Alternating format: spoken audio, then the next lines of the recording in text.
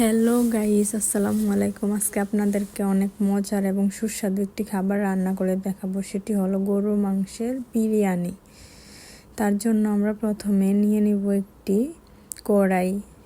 সেটি আমরা চুলাতে বসিয়ে গরম হওয়া পর্যন্ত তারপর দিয়ে দিব কড়াইয়ে তেল গরম হওয়ার পর আমরা দিয়ে দিব পেঁয়াজ। তারপর আমরা পেঁয়াজগুলোকে নেড়ে চেড়ে বাদামি করে একদম বেরেস্তা টাইপ করে ফেলবো। আস্তে আস্তে ধীরে ধীরে নাড়বো আমরা তখন বেরেস্তা হওয়ার পর আমরা দিয়ে দিব এখানে ধুয়ে রাখা গরু মাংসগুলো সুন্দর করে দিয়ে এগুলারে আস্তে আস্তে নাড়বো আমরা। অনেক সুন্দর করে নেড়ে দিব একদম পেঁয়াজ এবং তেলের সাথে যেন খুব ভালোভাবে মিশে যায়। তারপর আমরা পরিমাণ মতো দিয়ে দিব লবণ স্বাদ অনুযায়ী।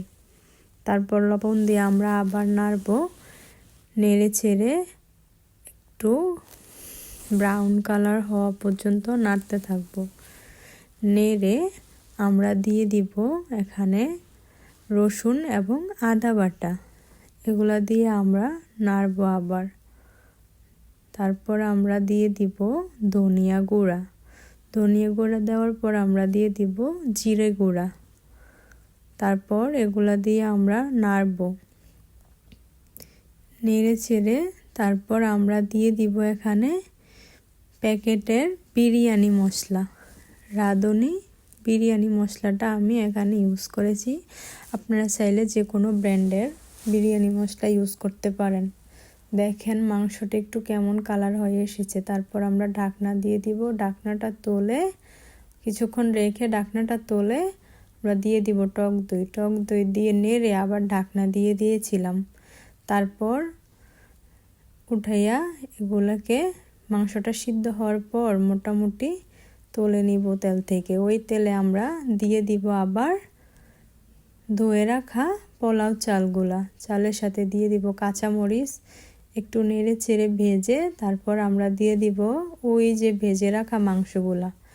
এই মাংসগুলা আমরা এগুলোর সাথে আস্তে আস্তে সুন্দর করে মিশাইয়া কিছুক্ষণ ভাজার পর দিয়ে দিব আমরা এখানে আমি 1 কাপ চাল ব্যবহার করেছি। 2 কাপ চালের সাথে 4 কাপ পানি দিয়েছি।